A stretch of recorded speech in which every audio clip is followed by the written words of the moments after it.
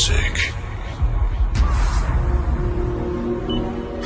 Be ready for an unforgettable moments. Be ready for the best music from around the world.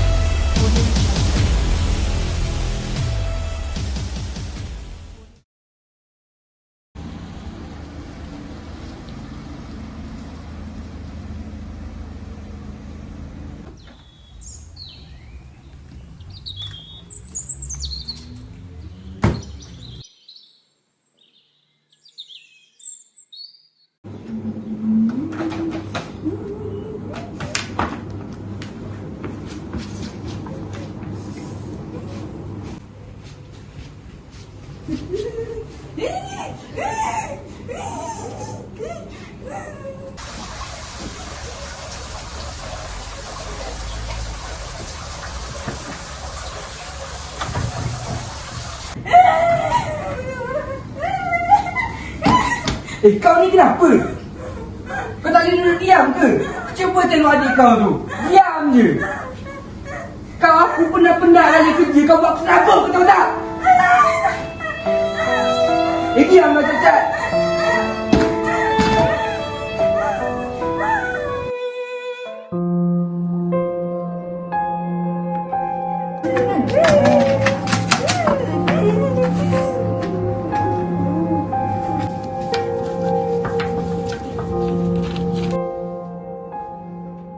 Wah, cantiknya.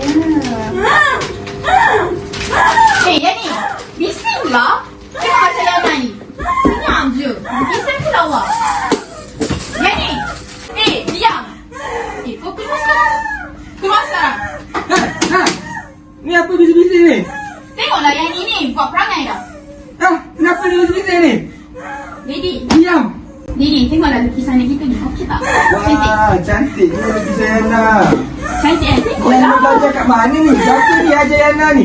Tengoklah mami dia. Wah, ni boleh masuk pertandingan mesti nombor 1 ni. Oh. Daddy cakap diam. Bising je lah. Tak boleh lah budak ni. Semak je lah. Dua sorang-sorang.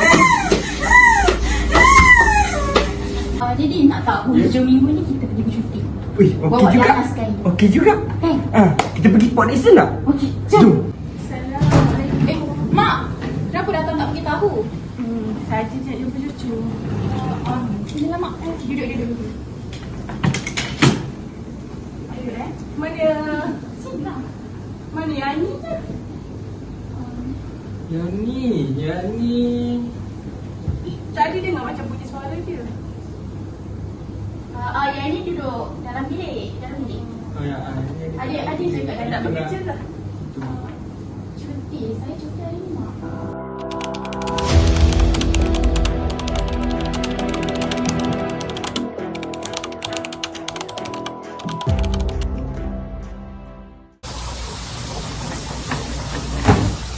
Tak sabarnya nak bercuti. Adik pun tak sabar lagi. Jom. Adik. Kucing. Allah. Jom, nak. Ni, lagi mana?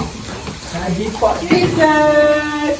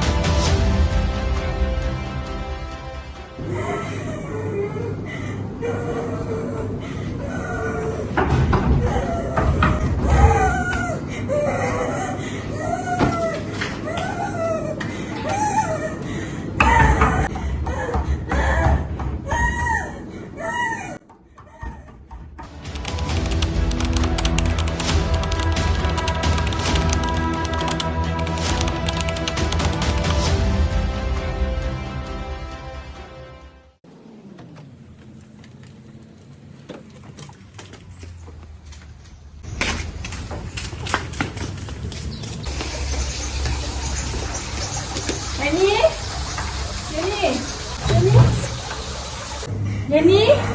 Yani? Yani? Oh, jangan nangis. Oh, kita kena. Nenek.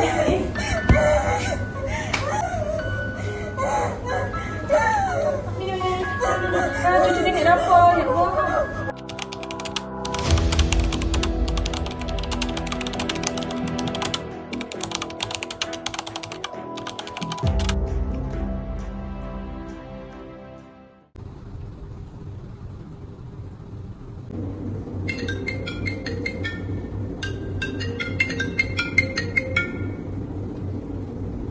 Assalamualaikum.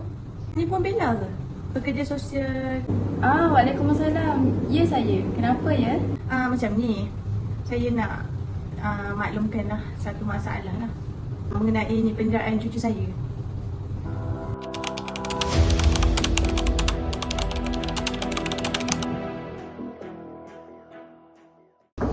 Waalaikumsalam. Salam. Salam. Masuk. Sila. Terima kasih. Lupalah duduk. Okey, sebelum tu saya akan perkenalkan diri saya dululah. Saya Puan Bella selaku pekerja sosial yang akan cuba untuk bantu selesaikan masalah keluarga Datuk dengan Datin lah.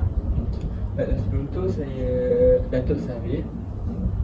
Saya Datin Ika, isteri kepada Datuk Sar. Okey, boleh saya tahu tak? Sebab saya macam tak nampak anak-anak boleh saya tahu mana anak-anak Datuk dengan Datin? Oh, anak-anak kami ikut nenek dia balik ke kampung. Okey, kalau macam tu saya rasa kita dah boleh start kot.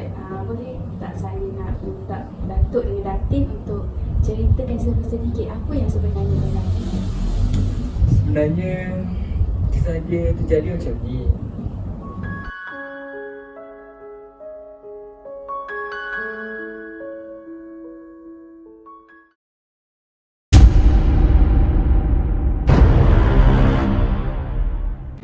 Penderaan kanak-kanak bukanlah satu isu asing di Malaysia kerana lebih daripada 1,000 kes dicatatkan setiap tahun dan lebih daripada 5,000 kes pada tahun 2020 ketika negara dilanda penularan COVID-19. Penderaan kanak-kanak adalah satu pencabulan atau pelanggaran yang serius terhadap hak kanak-kanak untuk berkembang dalam keadaan sihat dan bermaruah di samping menyebabkan risiko dalam kelangsungan hidup mereka. Penderaan boleh dikategorikan kepada penderaan fizikal, emosi, seksual dan pengabaian.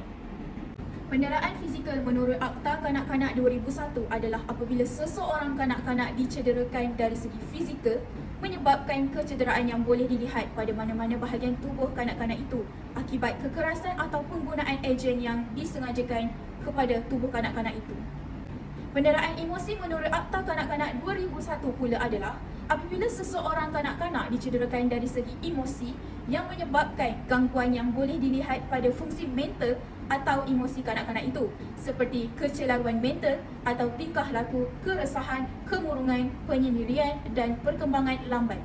Seterusnya, penderaan seksual menurut Akta Kanak-Kanak 2001 adalah apabila seseorang kanak-kanak teraniaya dari segi seks jika dia mengambil bahagian sama ada sebagai peserta atau pemerhati dalam apa-apa aktiviti yang berunsur seks bagi apa-apa maksud atau eksploitasi seks oleh mana-mana orang bagi memuaskan nafsu seks orang itu atau orang lain.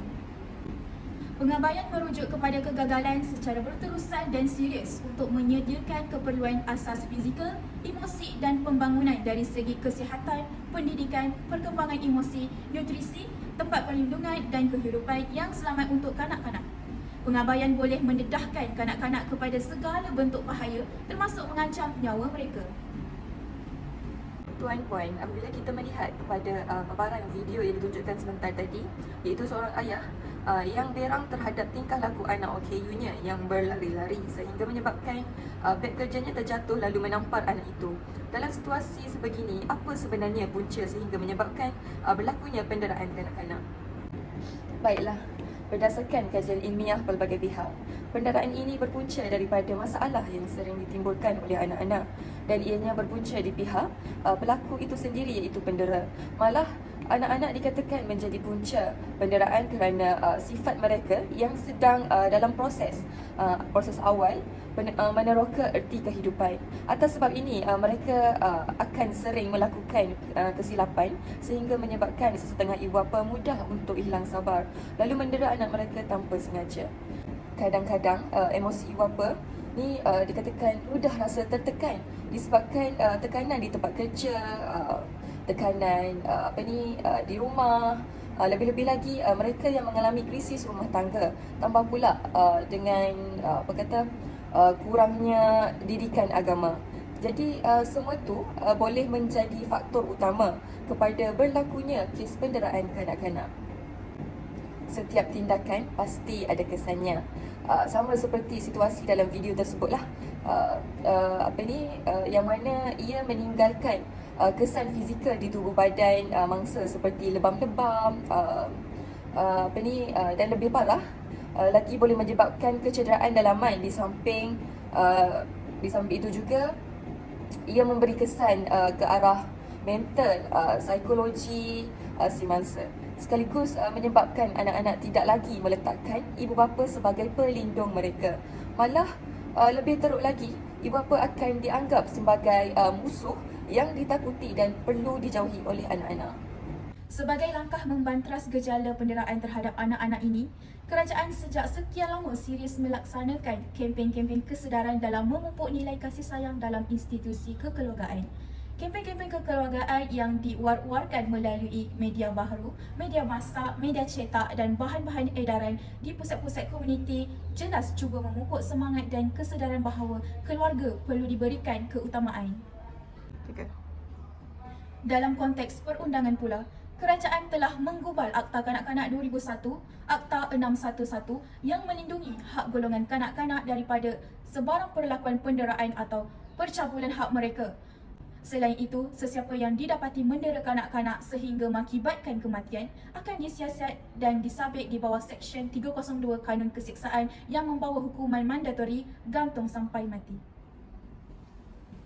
Seperti mana yang kita ketahui, tak ada ibu bapa yang ingin anaknya lahir ke dunia dalam keadaan yang tidak sempurna. Begitu jugalah dengan golongan OKU yang tak pernah meminta agar mereka hilang upaya. Namun segalanya telah tersurat, hanya dia yang maha mengetahui tiap sesuatu yang diciptakannya. Segalanya penuh hikmah. Terdapat rahsia yang kita sendiri pun tak dapat membacanya. Sebagai manusia, kita sebenarnya redha dan menerima setiap yang ditentukannya. Oleh kerana itulah manusia dikurniakan akal untuk mengatur dan merancang kehidupan mengikut keupayaan masing-masing. Kesedaran ibu bapa setelah kehadiran anak OKU dalam keluarga amatlah penting. Jangan pernah menganggap kehadiran mereka adalah suatu penyiksaan, tetapi sebaliknya anggaplah ia anugerah daripadanya. Kenapa saya kata kesedaran itu penting? Sebabnya anak-anak ini sangatlah perlukan kita. Lebih-lebih lagi soal sokongan dan dorongan. Ibu bapa perlu terapkan semua tu supaya suatu hari nanti mereka dapat berdikari sendiri meskipun kita telah tiada. Selain sokongan dan dorongan, ibu bapa juga perlu memainkan peranan penting dalam menjaga kestabilan emosi kanak-kanak OKU itu sendiri. Kerana mereka ni lebih dikatakan lebih sensitif dari kanak-kanak yang normal. Lebih-lebih lagi kalau mereka buat kesilapan. Tapi kita terus marah ataupun pukul mereka. Ia boleh mengganggu kesihatan mental dan psikologi mereka. Yang sepatutnya kita buat sebagai ibu bapa adalah tunjuk perilaku yang baik kepada mereka. Contohnya macam situasi dalam video sebentar tadi, berbanding terus menghukum, ibu bapa tu sepatutnya menegur kesalahan mereka dengan nada yang lembut dan beritahu apa yang sepatutnya dibuat dan apa yang tak patut dibuat. Lama kelamaan mereka akan ingatlah dan mula meniru apa sahaja yang mereka lihat tentang perlakuan dan perbuatan orang dewasa. Oleh itu, adalah penting orang yang lebih dewasa ini menunjukkan contoh yang baik buat anak-anak. Oleh itu adalah penting kepada orang yang lebih dewasa menunjukkan contoh yang baik buat anak-anak. Hal ini kerana pembentukan peribadi anak-anak adalah bermula daripada ibu bapa. Maka jadilah ibu bapa yang terbaik kerana ibu bapa merupakan idola dan contoh terdekat kepada anak-anak.